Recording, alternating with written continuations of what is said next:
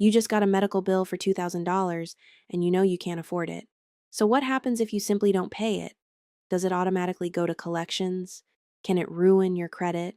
Can the hospital sue you? And most importantly, should you pay that bill before you even know if the amount is correct? The answer might surprise you, because before you pay a medical bill, or completely ignore it, there are a few things you need to check first.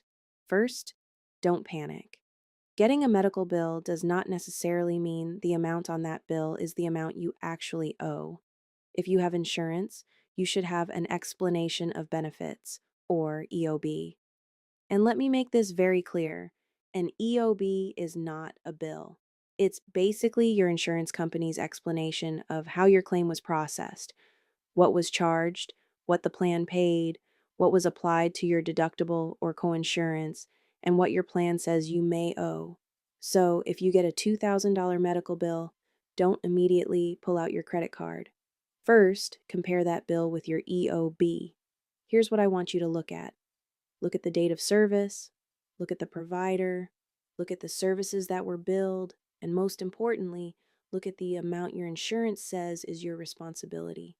If your provider is billing you $2,000, but your EOB says your responsibility is $800, that's a problem you need to investigate. Don't just assume the provider's bill is correct. Contact the provider's billing department and ask them to explain the difference. You can also contact your insurance company and ask them how the claim was processed. Next, ask for an itemized bill, especially if you're looking at a large medical bill. You want to know exactly what you're being charged for, not just hospital services, $4,000. I want to know what makes up that $4,000. And if you see something you don't recognize, ask about it. If you think there's an error on your bill or EOB, contact the provider or facility and ask them to review it. And here's the thing, you don't have to be a medical billing expert to ask questions. You can literally say, "Can you send me an itemized statement and explain these charges?"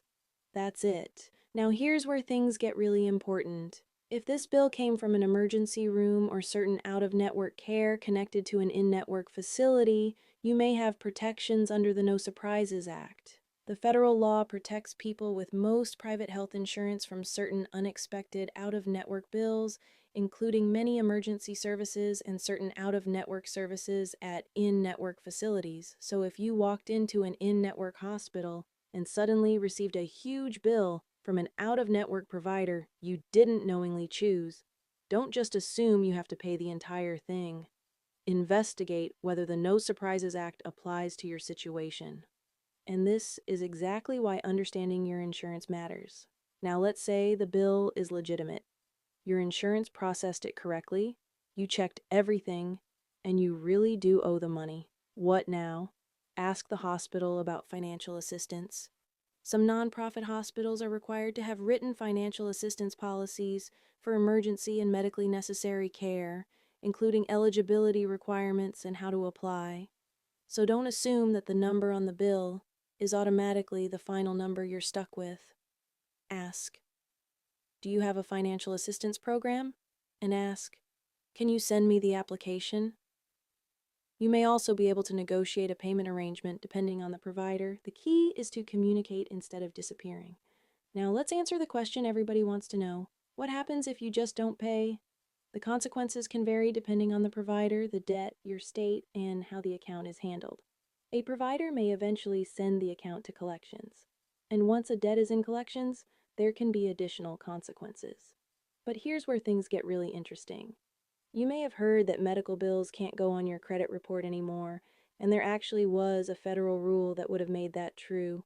In January 2025, the Consumer Financial Protection Bureau finalized a rule that would have prohibited medical debt from appearing on credit reports used by lenders.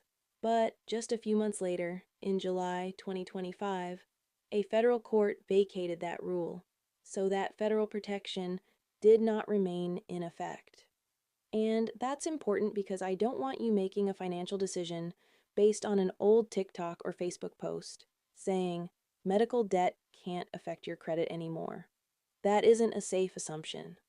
There are still important protections. The three major credit bureaus generally don't report paid medical collections under $500, or unpaid medical collections that haven't been in collections for at least a year. And some states have additional protections. But depending on the circumstances, larger unpaid medical collections can still potentially appear on your credit report.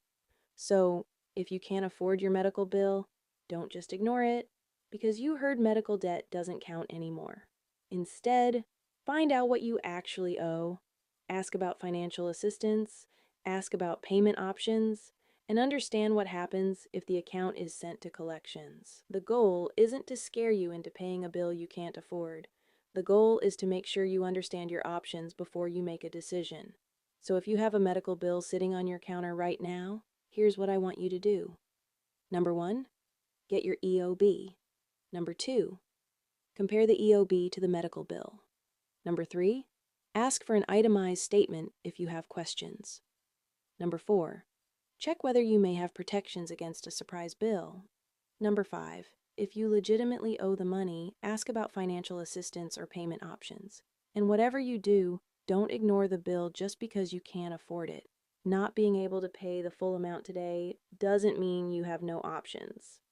I'm Karina, your health insurance agent here on YouTube, helping you make better healthcare decisions and potentially saving you thousands of dollars by understanding how your health insurance works. If this video helped you, please like and subscribe and share with a friend or family member who could benefit from this information. This is the Insurance Insider HQ. Thanks for watching. I'll see you in the next one.